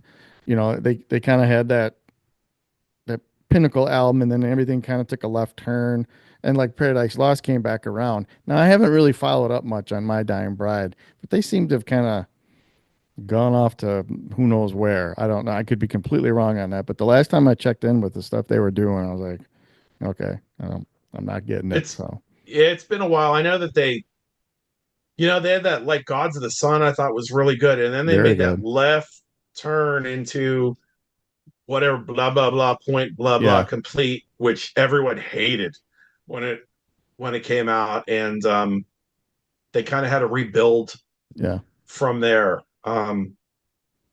Still a cool band, but Paradise, man, I love Paradise Lost. Um, I always have, Yeah, except for the definitely a first good one. one. So I like everything, just not that first. one of those days, maybe it'll grow on me. We'll I go rub can. some dirt on my feelings outside and take a cement tablet and harden up. I'm just gonna kind of flip through a couple here real quick. Um, we kind of briefly touched on it, but I mean, Iron Man is just outstanding, and I mean, Al Morris, legend, absolute legend. That tone is just Dude, godly, absolutely godly. Again, like we were saying, for all the doom bands, you've got so many of these guitarists that have their just instantly recognizable tone for their respective bands. And man, Al Morris, fantastic. Our Indiana friends, Apostle of Oh, I Solitude, love Apostle of Solitude, man. a posse of solid dudes. I Yeah, believe me when I say there is not a weak spot in their catalog. I just happen no. this album just hit me at the right time in my life. Just that whole period of my life around this release was just a big one for me. So, Of Wool and Wounds has always been my favorite Apostle album. And Yeah, and you know, that record, um, the song that really gets me on that one, the record coming on the heels of the Cash passing, that song Luna oh yeah, on there, that was for him. Like that song, they when they play that song live, like it'll like it could make you bring to it's powerful, very. make you want to. I don't know how they get through it without with dry eyes. I know. Like it's a powerful, powerful song. Again, I'm like you. I like all their records, man. We used to listen to man. We play the shit out of like Sincerest Misery Oh my in the God. van when we be on road trips and stuff, and like all those records, like the until the until the darkness goes is great. Like every Oh record they've done, Last Sunrise, like yep. questionable album cover side, um, killer. Like, but Man of Woe and Wounds is just like that Yeah. record, man. Yeah. It's so good. Horror's Wings. This Mania. Oops.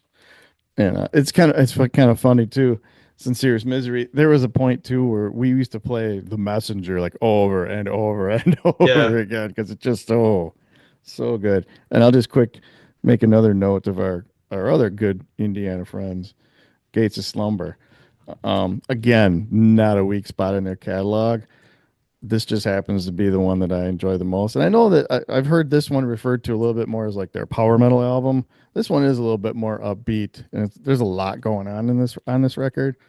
Um, Bob Fouts, just insanely talented drummer. Miss him too. But yeah, I love this record. Gates Beneath of the Eyes of Slumber. Mars, man. Oh, dude, Chaos Calling, shit, all good stuff. You want to toss a Killer. you want to toss a couple more out there? You got some? Yeah, man. I didn't pull like every like my stuff is like I've said before. I still got like chaos out in my but I got to talk about.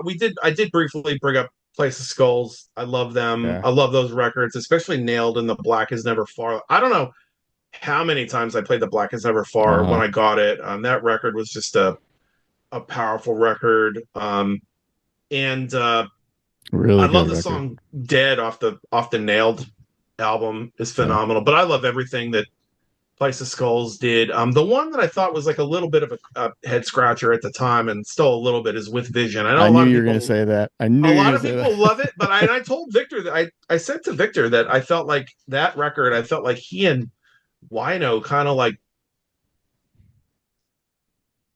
it seemed to me like they diluted a little bit of what they like. Victor pulled back from his messaging a little bit, and Wino like it kind of like for them to be in the same band, like they kind of like I compromised a little bit. It's still a I, great record. I It's agree. cool, but I, I felt like it was like in on paper that whole thing worked better than it did. Unfortunately, I didn't get to see them live with that lineup. I didn't either. I didn't either.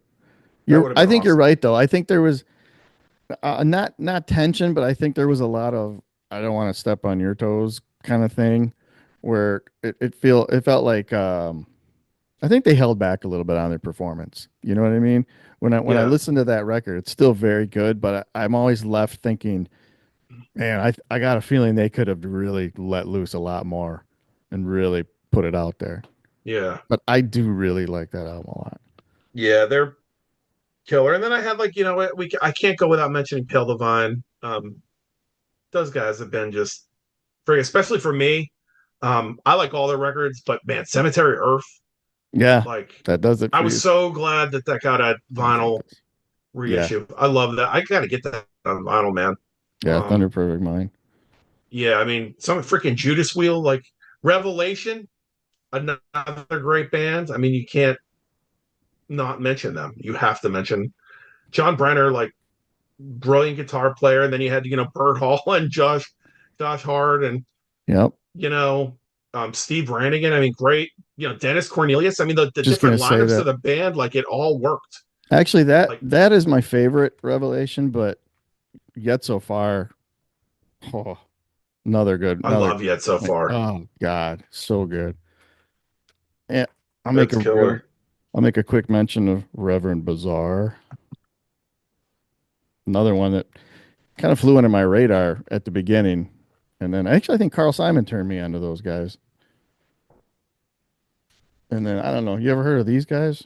They're okay. Yeah, fuck those guys, especially that singer. I heard that singer's a real dick. He's an egomaniac. The other ones I had like Witchfinder General. I Good mean, stuff. Yeah. killer. And then I said Anathema. And top, I put Typo Negative. I gets lumped in with doom metal. I don't really consider them doom, but they're certainly doom-ish. Yeah. Cathedral, Early Moods, Earthride. Yep. I love Earthy and Earthride with that biker doom that they played, man. And I got yes, we played with them. Penance played with them in Columbus, and we road trip from Pittsburgh. I think we played here and then played Columbus, and we played. It was like us, Earthride, and American Dog, Okay. and man, Sherman was after the show. Sherman was like cranked up, and he's just like, we're standing in the parking lot. It's a warm night or whatever, and Sherman's just like, I'm gonna piss a pentagram. And so he starts peeing in the parking lot, and he's trying to piss a pentagram. It's like it's like one of my favorite Sherman story. Just that whole I'm gonna piss a pentagram. Like I loved Earthride. I mean, I love the records like Tame Me the Demons, like even the like that first EP, that song Black on there is awesome. And then I Yeah. like all their records. Yeah. But man, what was my point with this? Oh, just like them, like the records are great, but then to see them live, they were always Oh like my so. God. That's a whole When nother Kyle thing. was in the band, it was so loud and like, Yeah. and Sherm like was like the just the king in the front. You know, get hanging hanging from the bars, and then Yeah. the witch's cauldron Grip the and wheel. all the wind blowing through his hair, and I mean, is such a unique. There's so many unique characters, but Sherm was just like and a he, total he was one of the like best if you of them. would yeah if you would see them and you'd hear him sing, it'd probably intimidate you a little bit, but he was a sweetheart, Oh, a big total time. sweetheart of a dude. Like, and every time I saw him was like awesome, like super friendly. And man, I loved Earthride I, again, like that Maryland scene, like them and Eternal Void and yeah. Revelation. We talked about Vitus, Solace. I love their Yep. Oh yeah. Witchcraft. I have on my list here, and We got to talk about if you want absolute soul crushing, we got to talk dude, about Warning. dude, that'll destroy your soul. It'll Oh, rip it out of you and step on it. oh my God. Just yeah. You'll just Watching want from to a curl distance up. is Yeah. watching from a distance will like, man, the strength of dream is good, but watching from a distance is the one, man. No, I you'll remember curl the up in a first. corner for like a week after listening to that album. You need like to go away after you've heard that record like all the way through. Like it's one of Therapy. those ones like if you hear it all the way through, you're like, yeah, you're like you said, you're just in a fetal position in a corner, like crushed. Your Rocking. soul is destroyed. Like, and Patrick's like one of those guys, like at first, like his voice isn't all that great on um the first record, and then it just fits on. Yeah, it does. It's one of those voices that like now he's gotten better as a singer, but man, on watching from a distance, like it just like there's just something he does with it that and we talked about this when we talked about my favorite records of the year with the latest 40 Watt Sun. Like he just reaches into you somehow and Yeah. just gets your emotions and gets your heart and squeezes it You can in hear his the hand. the pain in his Yes, voice. You can hear it so much that yeah, that's why it just rips your heart out because you just can't not hear it when you listen. I mean, you really if you get in the mood for a Warning album, it's like you have to like plan your day accordingly. you got to clear your you, calendar, you man. do. You really honestly do. You know, it's like, okay, you're going someplace, you go someplace between the hour of 9 and 10. You can't talk to me because that is a listening experience, and you are left altered at the end of it. You Yeah, really and are. it's like both kinds of heavy. I mean, it's heavy Yeah, and it's heavy. yeah, I mean, yeah. It's heavy riffs and it's heavy on the heart and mind too. yeah, I, man. I'll throw this one in there too. I loved Earth and Grave. Killer. Very unique band with Rachel Barton Pine on violin, Ron Holzner from Trouble, good old Mark Weiner on vocals, Jason Muxel on guitar. I mean, they were a really unique band and really, really cool. And we enjoyed the hell out of that band. We went down to Chicago and saw them several times. I was lucky to get them on my fest a couple of times, and it was good stuff. Really, that's a really, really good album too. Yeah.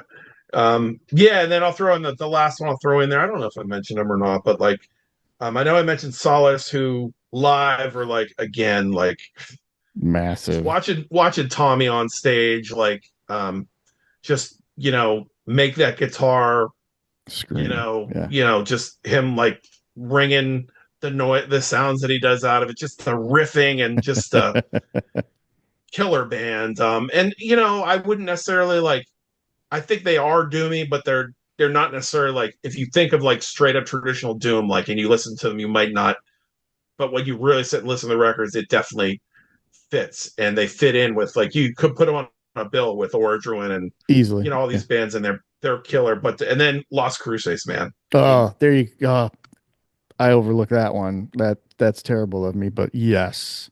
those Cocaine dudes, Wizard man. Woman, dude, is one of my Yeah, favorite Last Christmas songs. And of course, Killer Kane, dude. Yes, the freaking that second record, just the way that freaking and Behemoth on there. Bohemoth. I remember the first when Stump played us the SOL CD the first time, and we're on the first song, and it got to that chorus, and it was in Spanish. I thought it was the coolest. Caras puertas desnudos, Espíritu Santos y Diablo. Like I like Mark Zamarin won me. Like it just like was so cool that they incorporated that in there, man. Like those guys will crush you live. Like they're like Oh a yeah, steamroller. Like George and Mondo, like killer. that guitar tandem, killer, and Jimmy on bass now. And I miss Paul um, De Leon, man. I thought he yeah, was dude, what a so powerful good drummer. back there, and what a powerful singer. Yeah, You talk about drummers that sing. He was one of the best. He really, really was. yeah, it's Sweet, really sweet guy too, man. All of those guys, Lost Cruises, man.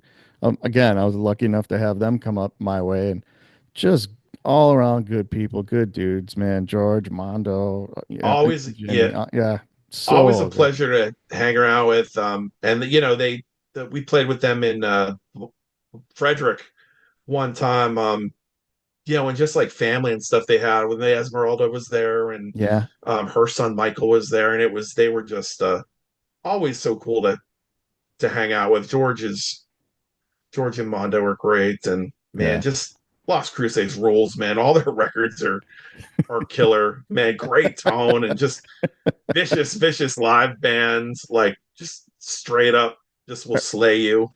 Uh, I remember when they were coming up to play my last fest in 14, and they got pulled over at some point on their way up, and I remember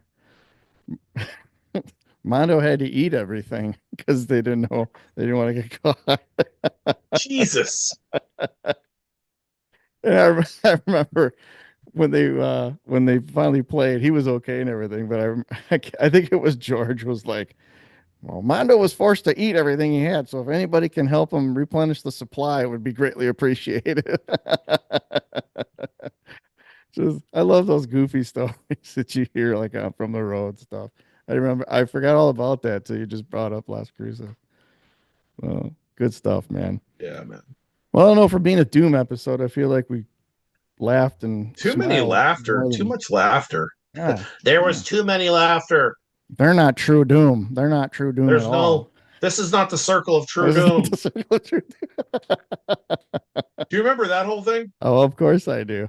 Who Dude, it that was was? something for a while. People I got took that so shit some people serious. got so like mad about that on both Yeah, sides of it. It was yeah, like I don't understand the exclusionary circle of true doom. Like yeah. it Well, that was was just like another thing. That was back on the Hellride forums too. That yeah, would turn into like a shitstorm on occasion, man. People yeah. freaked out over that.